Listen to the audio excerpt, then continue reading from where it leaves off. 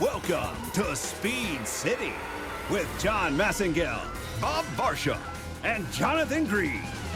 It's the fastest hour on the radio. Speed City.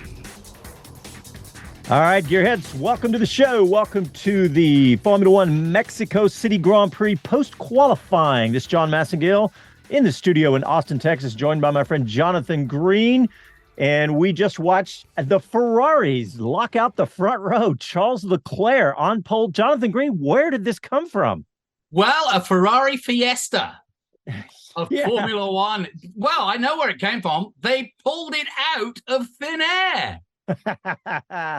Nicely played. Yes, the thin air of the Mexico. Sorry, couldn't resist City, it. yes. I've got no more like that. You're okay. Okay, all right. Well, hey, yeah, this is exciting. We had a very interesting qualifying, and I will say this, Jonathan, we don't know what's going to happen because the stewards were watching some things very, very closely. So we will, we'll see what happens because, I mean, Jonathan, talk about it. There was all sorts of things going on, you know, the backing up and. Yeah, Albon got done for track limits at turn 2, which is really bizarre because it's not a place where you would normally do track limits, and therefore lost out. That gave Joe a chance to go to Q3, only his second time this year. But the main one was the backing up, which was reprimanded. Verstappen was reprimanded for in Singapore. But he was clearly doing it again, trying to give himself a clear lap, but in so doing, you know, creating a traffic jam, a dangerous traffic jam, I may add, at the end of pit lane. But he wasn't the only one. Russell did it. Alonso did it. And there could be others. So you're right. There's all sorts to be talked about. Impeding was the offense. And that pretty much bang to rights. It's a bit like the plank. I mean, we all saw it. He was impeding them. Yeah, that's a good. To go and qualify. Yeah, it's a decent comparison because the plank is very scientific, but we did all see it. Like you said, it was right there in front of us. And there was a bunch of cars doing this. So I don't know how this could all shake out because, I mean, look, you start deleting several different players and I'm just looking down the grid to see where this could end up with multiple drivers. But yeah, let's just run down the top 10. We had Charles Leclerc, followed by Carlos Sainz, Ferrari on the front row locked out. I think that's the first one this year, is it not? I think so. I think so. And Max Verstappen in third. And then surprise, Daniel Ricciardo. Wow. How about that? And ahead of Checo Perez, not where Checo wanted to be today in his home race in fifth, but then Lewis Hamilton, Oscar Piastri, George Russell, Bottas in the top 10, and his teammate Zhou Guanyu in 10th.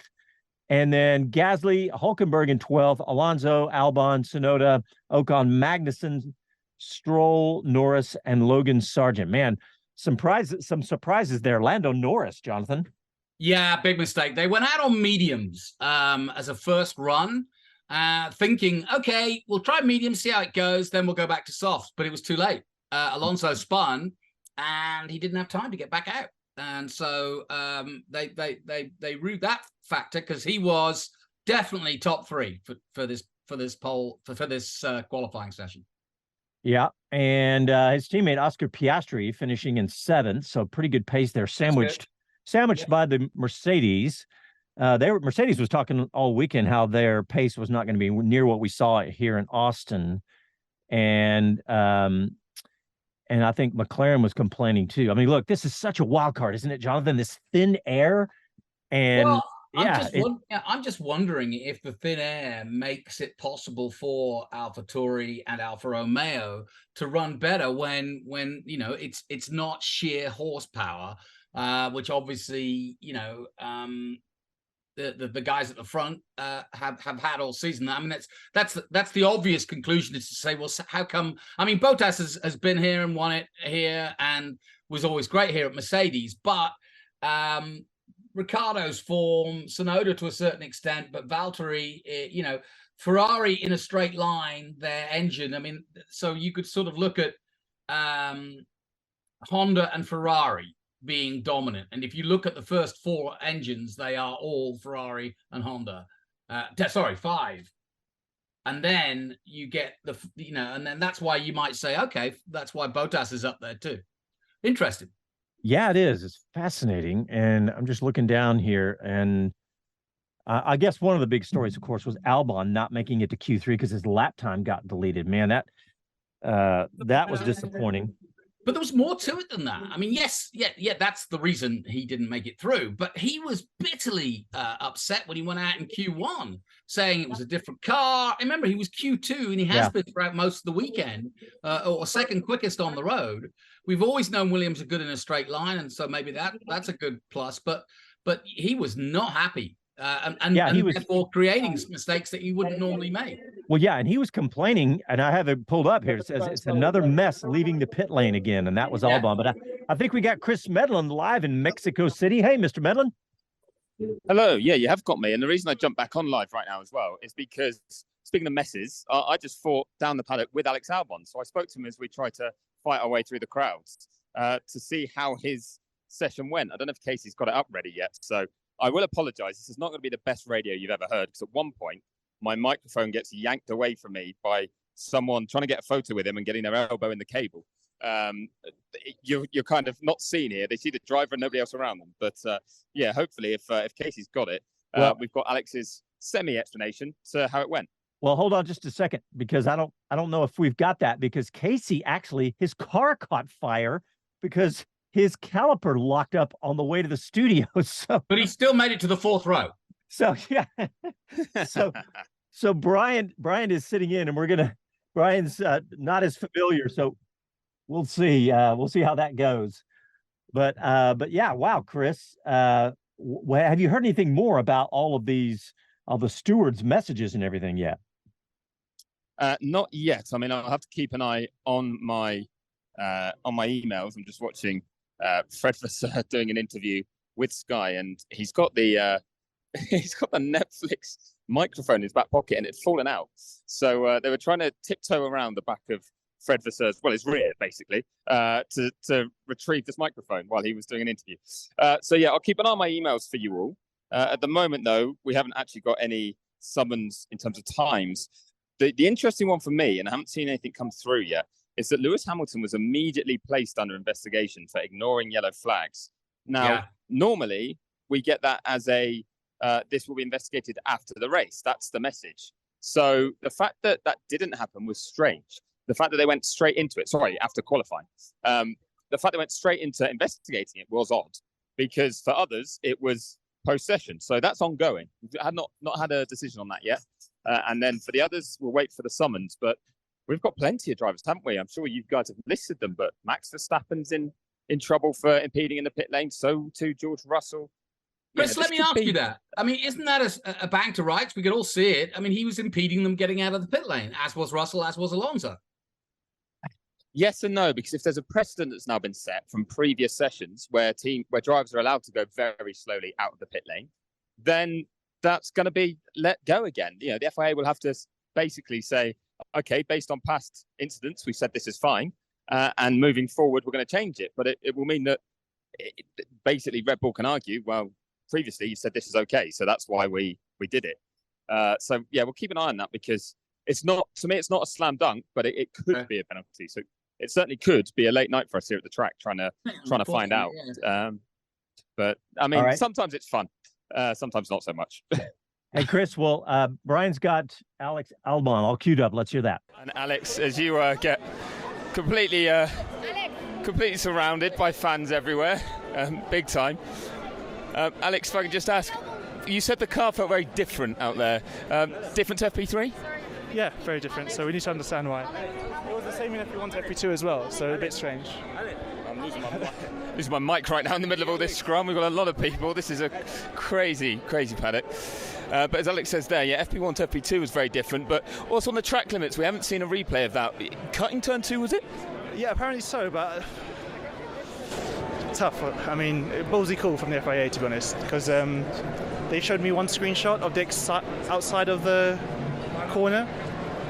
My rear wheels are still on the white line, in my opinion. They made the white line quite a lot thicker between. So you know what they did in Austin? They did it as well here in turn 2. So they screenshot turn 2 for me, but where my tire is on the white part of the paint. The red white. So you can't tell what's the line or what's the curb. So I don't know how you can even say it's track limits, but anyway. Well, what can you do tomorrow? Because we've seen some great pace from you during this weekend, but I imagine right now it feels like missed opportunity over one lap. Have you got the pace to move forward in the race, do you think? I would say yes, but it's one of the hardest tracks to overtake on. So on paper, it looks easy to overtake because the straight is so long, but to stay close in the stadium section is so difficult. We had really good pace on Friday. We've had good pace all weekend, but yeah. Anyway. Oh, good luck. Thank you for your time. Nice job, Chris. Yeah. Very good job. I tried. Elbows had to be out for that one, I will admit. But yeah, as you can tell from his voice, he's so disappointed. I'd already pre-written a section for a preview piece where it was like, keep an eye on Alex Albon. They've looked so quick all weekend. And yeah, it was, as you say, Johnny, hearing it early on, as he said in that interview, that from P1 to P2 yesterday, strange that they just kind of lost some pace and they didn't know why. Got it back for P3 and then lost it again for this afternoon session. So it's a bit of a head scratcher, I think, for them. I was about to say, you're not going to be able to answer this, but why do you think Williams are so good here? Well, that, Jenny, I cannot answer because I think they're a car that's pretty efficient and they can be quite quick in a straight line. The only thing I can think is that their deficit then, sometimes in terms of where their downforce is, and maybe some of the higher speed stuff, they don't have as big a deficit because everyone else's cars are compromised by the atmosphere here, essentially, the lower air pressure and density. So I can only imagine it's that. It's less that Williams are good and everyone else are just less strong in their previously strong areas, and it just kind of bunches them all up. But I think we do see that, don't we, across the board if we look at the grid. There's so many teams that look like they could get a driver into Q3 today and really close to the sharp end. As you can imagine, I'm trying to stalk Daniel Ricciardo to see if I can get him when he is finally finished with TV interviews, but that could be a long wait because he's in a good mood, funnily enough. Yeah. Well, that's who I was thinking of when you said other teams that looked good here in Mexico, because, man, that's a surprise. Big time. And right now I've got great perspective. I sadly can't take a photo because I'm live to you guys, but I've got Daniel Ricciardo stood doing interviews, and behind him waiting is Sergio Perez. So you've got Ricciardo in front of Perez. Wow. And that's how it is on the grid, isn't it? That's the interesting part here. So, that's kind of fascinating. I might try and see if I can grab an Alfa Romeo driver as well, if I can time this right. It's nigh on impossible to fight my way through. But I'm not sure I'm going to get to because Valtteri Bottas is being smart. He's got himself. Oh, no, it's Joe's scooter I can see. So maybe Bottas will walk. There he is. No, I might have underestimated their planning here from the drivers, and they might have got themselves security. Well, that's very smart. So they're long gone out the back. If anyone remembers last year, do you remember we did an interview with Daniel Ricciardo post-race where I'd followed him through a kitchen? Yes. The same's happening now. So the Alfa Romeo drivers have just gone straight through the back of what looks like a set of generators to disappear from the crowds to help them get back to their hospitality unit. So bear with me today, gents. Great stuff, mate. People don't realize how hard your job is.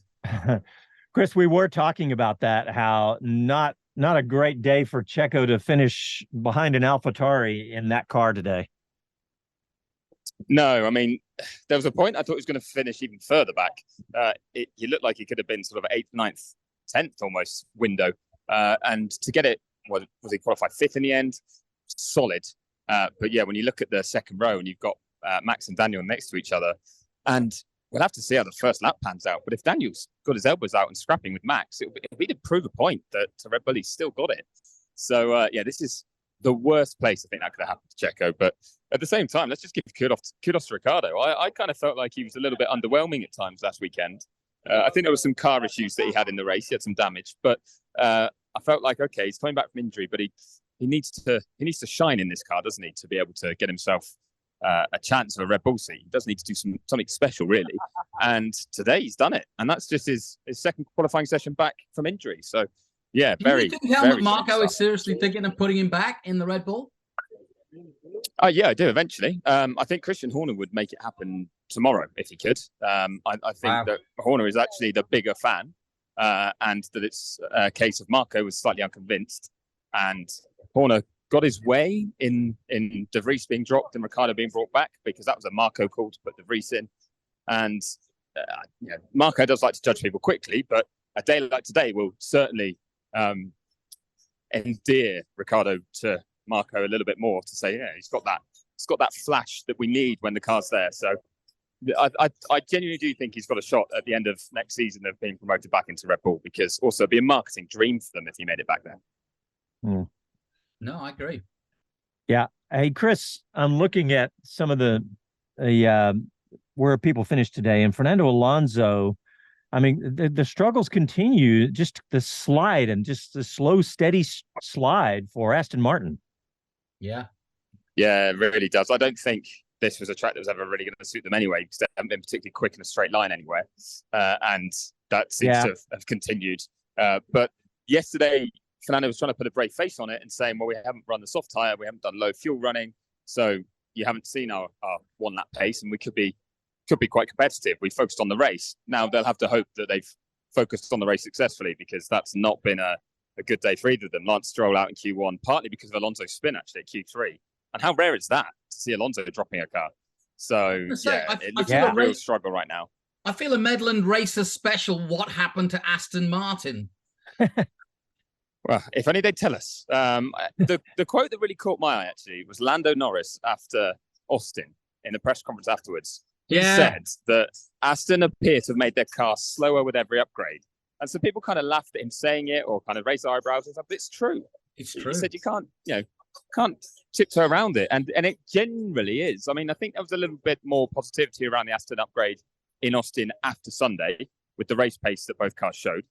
When they made the setup changes that they needed to overnight. But that hasn't carried through to here so far. So they'll have to hope again that it's a case of on Saturday night, everyone thinks they're in terrible shape. And by the end of Sunday, it looks a little bit brighter. Yeah. Amazing. Yeah. And his teammate Lance Stroll qualifying 18th today. Struggles continue there. And yeah. And also our new points gathering American Logan Sargent, not a great qualifying as well, but that was I mean, he didn't get an easy run with that spin from Alonso. Yeah, he's actually one of those that's under investigation actually for the yellow flag infringements. So it was that he was overtaking Tsunoda, I think, under yellow flags, and then the fact that he failed to slow as well. So that's two things that he could get in trouble for. You know, Chris, I don't know when we could expect to hear some from the stewards. I was hoping to get that on our post show here, but with so much to look at, I don't know if we will. No, I'm pretty certain we won't. I've just refreshed my emails while you were speaking there, just to kind of see if there's any hint of anything. And there's not. There's not even a summons yet. So for all of the ones that they say they will investigate after the race, after qualifying, we've got George Russell, Max Verstappen, Lewis Hamilton, Logan Sargent.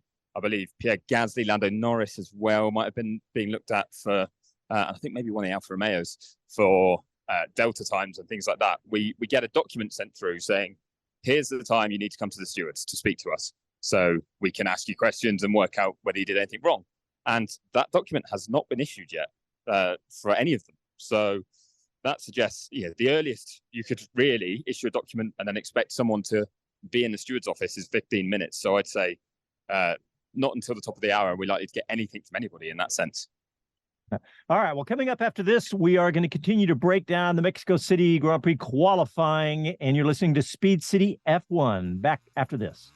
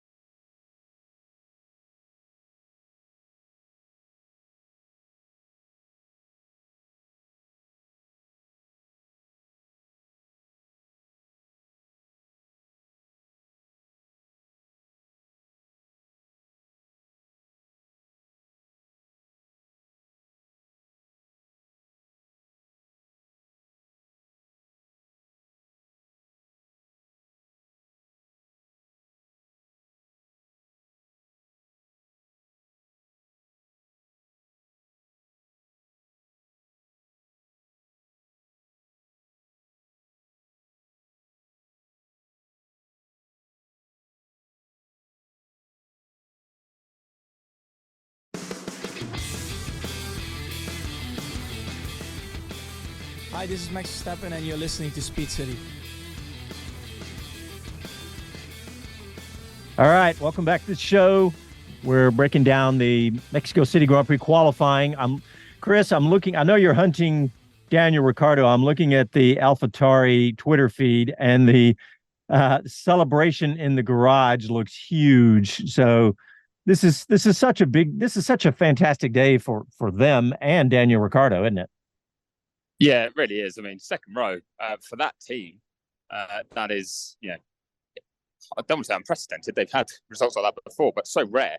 And I don't think they expected it coming here. There wasn't a comment on Thursday that suggested they were confident of that sort of pace or anything like that. So I think it surprised AlphaTauri as much as anyone else, actually. Certainly the smile on Ricciardo's face would suggest as much. He's still doing the rounds in the TV pen because you can't shut him up even when he's had a bad day, but when he's had a good one, it's going to be hours. He's got a Movember mustache already on the works as well, which is obviously worth a couple of tenths. But yeah, he's very happy with life right now. So yeah, really real shot in the arm for them, I think, for that team as well. Because until the upgrade they brought to Singapore, they've actually struggled this season a lot. And then I saw a graphic during practice that was saying about the gains teams have made, and not a big surprise that you would find McLaren top of the list for the biggest in-season gain. But it said that AlphaTauri was second now with the gain they've made with their latest upgrade. So wow, that's a real kind of proof of that result, I think. Yeah. And Chris, it reminds me of the conversations we were having at the beginning of the season where we kept saying in the first 4 rounds, who's the worst team in Formula One? And we couldn't work it out. And I still don't think we can work it out. Sorry, Johnny. I was just trying to work out if I can stalk Ricciardo even more. I can't tell you where he's going because for security reasons, I'm making sure that nobody knows where. But I've been given a tip where I can try and chase him. But yeah, what was it you were saying now? I know, who is the worst team in Formula One at the moment? And you wouldn't say it's AlphaTauri or Haas.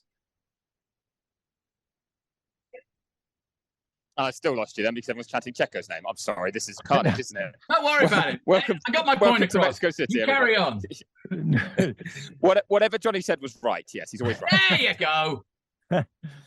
Hey, I want to ask both of you guys, the expectations, Lewis, I'm looking at Lewis Hamilton and George Russell finishing 6th and 8th in qualifying, sandwiching Oscar Piastri.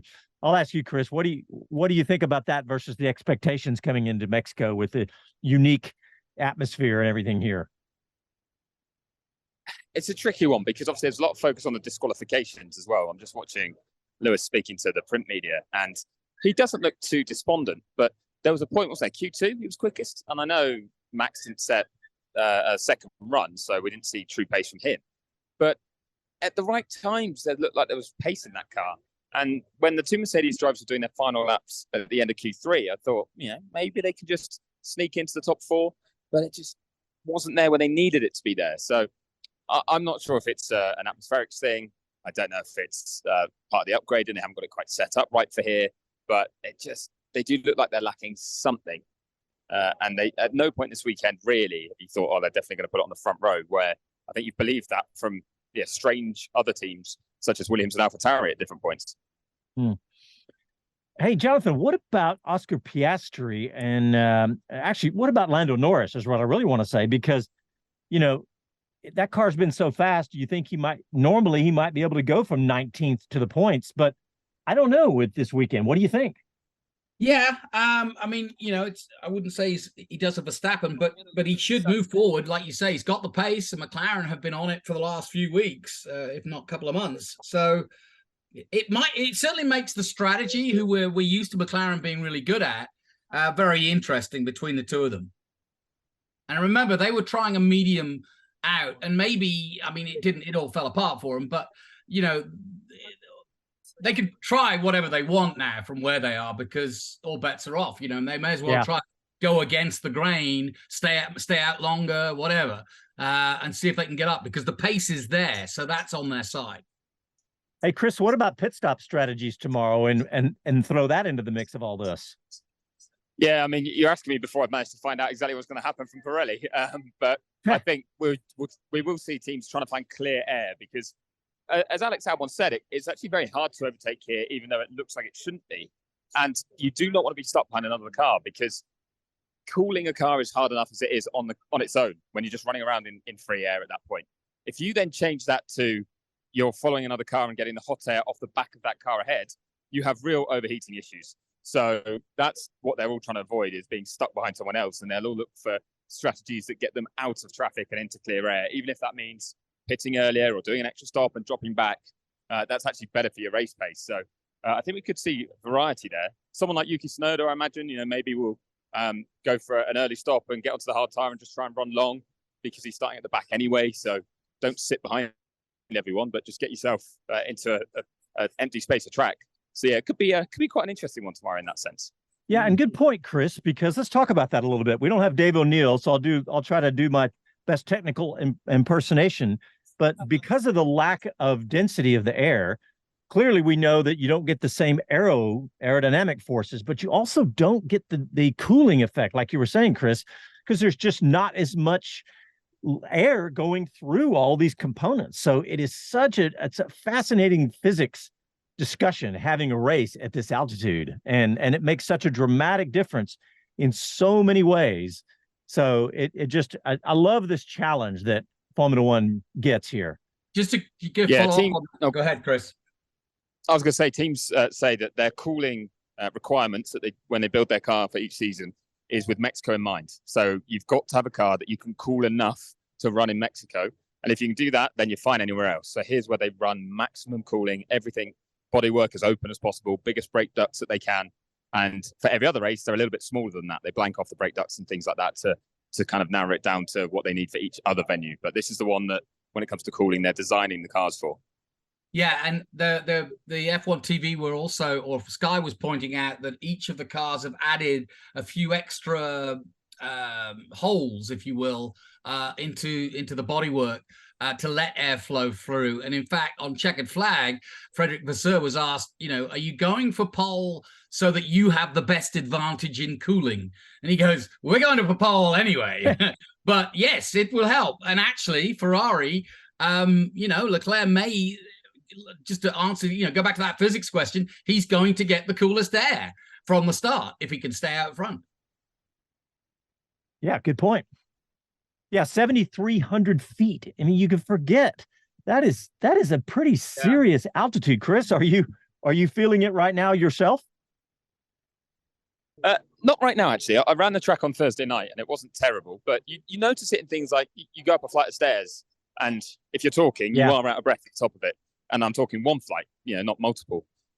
So yeah, not too bad at the moment. I am running, I can promise listeners, I'm running length to length of the paddock, just seeing if there's anyone that will speak. But I am also finding that team principals, one, some of them are in debriefs already. I've just been to McLaren and they're already in debrief. But two, they're also hiding away again because of the crowds that they get here, which this was the most hectic and actually a race weekend that led to drivers and teams saying, look, we need a bit more control over paddock access because fans are overzealous here, and they don't really know where the border is between being polite and asking to meet their hero and just grabbing people or getting in the way. So I think a lot of people shying away from public view at the moment.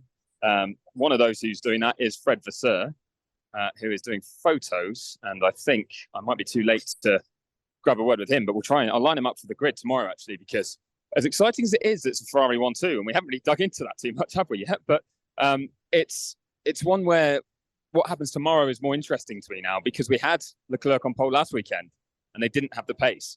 So is anything different this time around, or is there anything they can do differently having both cars on the front row? So that's what I'm most interested to know from Vasseur, and I think I'll have to grab him pre-race because he has just disappeared into the Ferrari motorhome as well.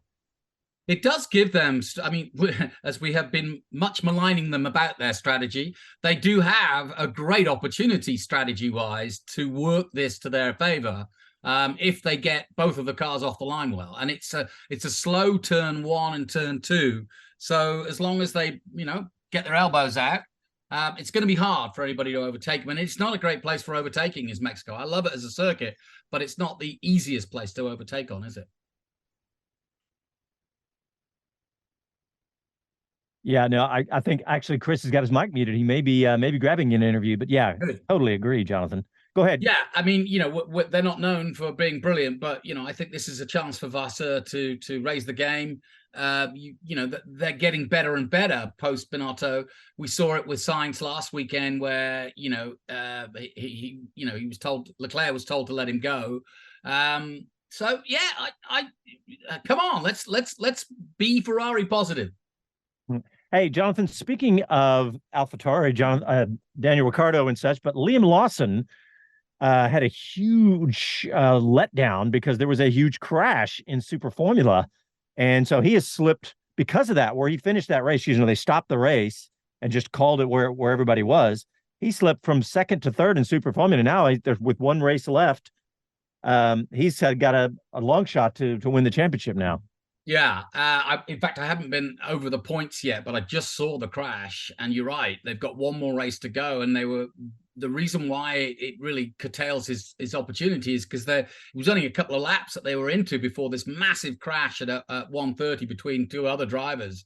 And the back end of one car came off. And as you know, our 1:30 is the fastest corner at Suzuka. So very scary. But they were awarded half points for not doing a complete race. So I think he was only a few points behind his teammate going into the weekend. Well, he's 20 points down now from the leader. So yeah, with a I mean, look, there's got to be something big, like the two guys ahead of him both have to DNF or something. So anyway, I saw that. That was a huge crash. It was scary because the car split in half and everything. I saw a couple of clips of it, but let's see.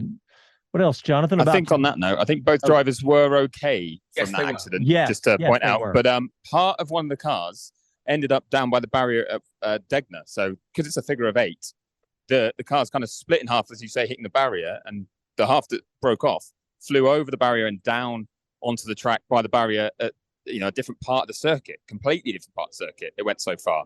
So terrifying incident, and it does show why when you see moves into 130R and people overtaking there, I think of Alonso and Schumacher, but also Hamilton pulled a move there, didn't he, this year on Alonso?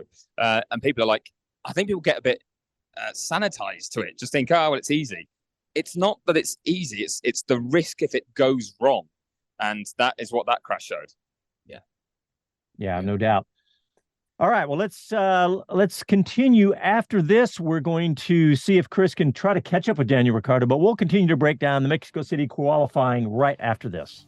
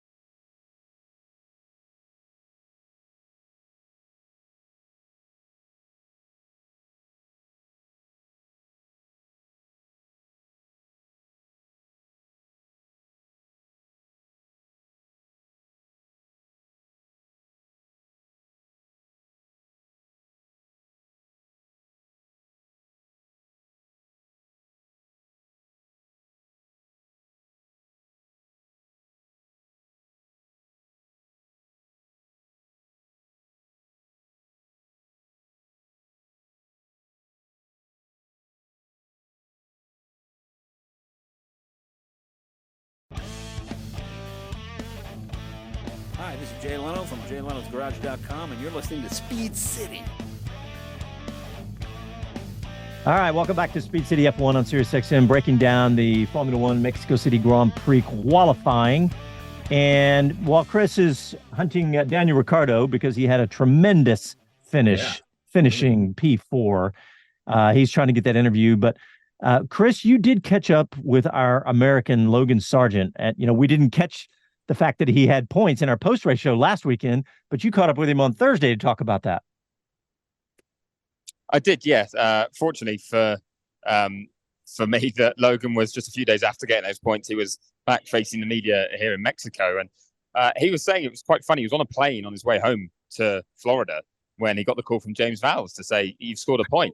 But what was quite refreshing to hear was he didn't actually build it up too much. He said, "Look, it's just 1 point in 10th, but I finished 12th on the road. I want to cross the line in the top 10 and get my points that way." But it was just the cherry on top of a good race and a good Sunday. Yeah. Kind of said, didn't do a great job on Saturday. Qualifying, I had good pace, but I didn't put it all together on Friday. But then Sunday, I did put it all together. That was probably his strongest, I think, race distance that he's pulled off so far this year. And, even if he hadn't had the points, he crossed the line 6 seconds behind Albon.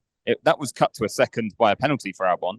Plus, James Vowles made clear that Sargent's still running older spec of parts, certainly the front wing, that is a performance differentiator. So he's not got a car that's as quick as Albon's. So to put that performance together was really encouraging. And that's where he took most of his confidence from. That's great, Chris. Yeah, go ahead, Jonathan. Yeah, I was just about to follow up. I'm saying, we've been asking ourselves whether Sargent is cutting it or he's going to cut it because he's had so many problems and mistakes. But the one human nature thing that he's showing is his ability to keep going under pressure, because the pressure's been on for 5 months now, and he's handling it and he is improving. And if James Vowles needed a weekend to show that he's got what it takes, the metal, as we often use that expression, I think Logan is mentally strong, and that's going to help his cause. Yeah, that's really good, because I said it, I think last week, is that he's stacking up all these intangibles, right? He's proving all of the other things. And like you say, Chris, he doesn't have the same car as Albon.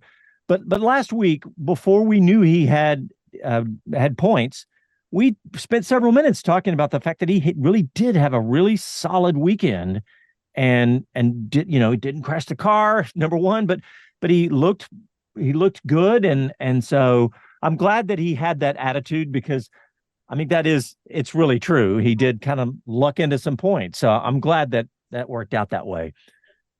He's going to need that strength there that you talk about this weekend, I think, because he came in here saying that he just had a bit more of a spring in his step because he was refreshed. He said he was actually very drained before the race in Austin because so much going on ahead of it, just come off Qatar, then the build up to the US race and all the focus on that.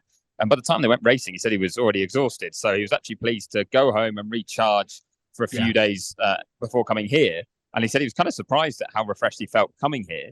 But now it's been a fairly tough couple of days out on track so far. At times the paces look good, and at other times it's looked a bit tricky. But I'm just going to call up the fact that he's also got to go to the stewards. So he's heading there at 5:45 local time, so in just over an hour, where he's got to go to talk about overtaking Yuki Tsunoda under yellow flags. He'll also then have to discuss the fact that he potentially was going too quickly under yellow flags. But all of these investigations we were talking about earlier, they have now started. So George Russell is currently with the stewards. He was summoned 5 minutes ago. Max Verstappen has to go in 10 minutes. Then Fernando Alonso has to go in just under half an hour. And then it will be Sargent and Lewis Hamilton as well. So over the next hour and a half, all of those drivers in and out of the stewards' room. So it's going to be a busy, busy afternoon for those guys. And I'm right in saying Lewis Hamilton not slowing under yellow, that is a no-no in F1. It certainly is, but he wasn't alone, dare I say. That's the other one that Logan had that he was called for, was for not slowing under yellows. That sometimes you do find that they get summoned because they do their fastest sector themselves, but they didn't do the fastest mini sector in the area that there was a yellow, if that makes sense. Yeah. So if they actually slowed where they had to, but still did a better sector, then they're going to get called up anyway to explain it. But if the data shows, okay, you slowed where you needed to, then that's going to be okay. But that's for the stewards to look at and the data to come through, and we'll keep an eye on it. But as I said earlier in the show, surprised that they were investigating that immediately. I can also point out, as we were speaking about trying to get hold of Daniel Ricciardo, I have just had my wife point out where he is and that he's talking to Sky, and if I want to try and chase him afterwards, I can. So we'll see if we can pull this one off. But it's I can tell you, security is closing in to make sure that he's okay. And he's gonna try and, I think, hot-foot it through the back. We might get a repeat of last year. We might be going through a kitchen if we can get him, or we might just get brushed aside and told, don't get in our way. So it's going to be entertaining for people here anyway.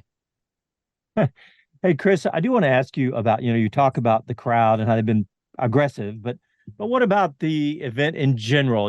How is the atmosphere and everything else this weekend? It's incredible, to be honest. I mean, such a passionate crowd. Every time Perez goes through the Foro Sol, which is the baseball stadium where the track winds through, that is, you just hear, Perez is out on track because you hear him go through there lap after lap after lap. And there's been the launch of this new campaign called Respect, so RACE, Respect, to kind of urge that fans support their own driver, but they don't take it beyond, just a sporting rivalry on the track. Once racing's done, the rivalry ends. Because there was a bit of a fear, I think, that Helmut Marko and Max Verstappen could get targeted slightly for some of the incidents earlier this year where Perez fans feel he's been unfairly treated. So just to avoid any issues there, this new campaign's been launched, and I have to say that I think all the fans have really taken it on board. It's been a great atmosphere out in the grandstand so far, and it's been really impressive to see that even with Perez having a tough season, there's a lot of love still for him, but also it's not spilling over into animosity towards anyone else either. Has there been one Grand Prix where it's been really bad? Well, there was a bit of booing, wasn't there, on the podium last week in Austin towards Max. I think, I wouldn't say really bad, but we've had it a few times. And I mean, Silverstone with Max and the Hamilton rivalry at times, there was some animosity, and sometimes the other way in Zandvoort as well. Nothing extremely difficult to deal with, but enough that you have to keep an eye on it so that you're ahead of the game in case you think it could be an issue. And I think that's what they sensed here, that it was being revved up by the local media a little bit, and they wanted to calm it down. And they've done a very good job of that, I'd say. Good. Yeah, it was interesting. I was thinking about the booing, and booing can be a cultural thing where it's not aggressive. It's just, you know what I mean? It's so it's not this, clear cut that, oh my gosh, you booed someone, that's horrible. Different cultures do it differently. And Chris, and I you're the one traveling around the world. What's your take on that? Yeah, totally agree. I think what we saw in Austin, actually, there was a bit of commentary online from where we saw a Mercedes fan and a McLaren fan sort of bantering with each other, or almost goading each other in the grandstands when Hamilton passed Norris. But as I understand it, and I admit I can't verify this, but I think it was a mother and son. It was a family connection. So that's why they were both going at each other quite hard. But also, if you can leave it then, like you get at many sports events, if the second it's over, you shake hands and move on from it, then great. It adds to atmosphere. It adds to the event and the excitement, and you want it to be a big deal. But flip it round. If you can't do that and you let it spill out and it gets personal, then that's not so good. Yeah. Now, we might have timed this brilliantly here, or terribly. Here comes the attempt to get Daniel Ricciardo's. Yeah, we're gonna try and walk and talk, I think, through. Here we go, Daniel. We did this last year. Do you remember we went through a kitchen last year? We did. Yeah, good times. Well, this year was better though, wasn't it? I do remember. Yeah, mate. I'm stoked. There's a part of me which feels, I don't know, like not surprised to have a really good result. For sure, P4 is more than we thought. But really from the start of the weekend, the car felt great. We made some changes since Austin. I think also where my head was at, it's kind of the excited and hungriest I've been to get, like Sunday night in Austin, all I wanted it to be was Friday in Mexico. I just wanted to get back in the car. And so there was definitely like a positive chip on my shoulder after Austin. And after making some car setup changes, I had definitely a very good feeling from lap 1 P1 yesterday. And you've delivered on it today. Can you follow it up though tomorrow? Because the start, you're alongside Max Verstappen on the second row. I mean, Sergio Perez behind you. There's been a lot of pressure on that grid. Yeah, I mean it's cool. Like I think with today, yeah, like P4 is it's a you'd look on paper that's a crazy result in quali for AlphaTauri, but it wasn't a fluke. You know, we did it on merit today. Yuki was great, gave me the toe in Q1 and Q2, which obviously helped. But then Q3 we were just like everyone else, and we did this on merit. So I also think, you know, the car has performed so well this weekend. It's not the P10 in constructors AlphaTauri. So, you know, I don't expect to have, you know, season pace tomorrow. I really think that we can hold our own and hopefully grab a big bag of points. Looking forward to that run to turn one. Yeah, mate, it's always exciting here. Look, it's definitely a lot nicer when you've only got 3 cars in front of you and not a dozen. Even for visibility and stuff, like the toe and kind of the turbulence and the dust, it's so intense. So it's a fun one, but nice to be up the pointy end. Well, congratulations. We made it to Alfa Romeo's kitchen this year. So we've gone wrong somewhere, but well done today and good luck tomorrow. Thank you, mate. Appreciate it. I think that's brilliant. That's a tradition, Chris. Cooking with Ricciardo. I'm going to go to the front of the paddock now to try and get out of here, I think. Some fair play. We've had some very, very persistent kids that have followed him all the way. And we're behind. I genuinely don't know where I'm meant to go now. I'm somewhere in the paddock by some generators. I've got we're between McLaren and Alfa Romeo. And I've got to fight my way out from behind a screen, which Daniel has to do as well. That was, one of the weirder routes. But we made it. And hopefully you could hear the whole thing because I spent most of that walking with a microphone over my shoulder. We did. We heard it was crystal clear. We got every bit of it. That was great, Chris. That's fantastic. Man, and as usual, you can hear the Daniel Ricciardo smile through a microphone. Yeah, no question. Well, he's I could just tell there that he doesn't big himself up too much, does he? Like he said, the car is quick. He's not saying I've done something incredible. He said the team's done a good job. And I think that actually shows as well that he thinks, tomorrow there's a big result to be had. It's not a case of today was the maximum and we'll go backwards. So that will be fun to watch tomorrow. Yeah, and listen to the difference between his last days at McLaren, where he was just nowhere, and now his mental acuity is brilliant.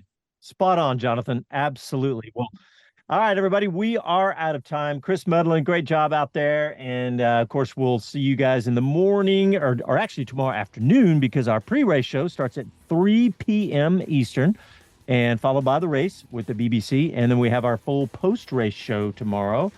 And, yes, we will talk to everybody tomorrow. Happy trails.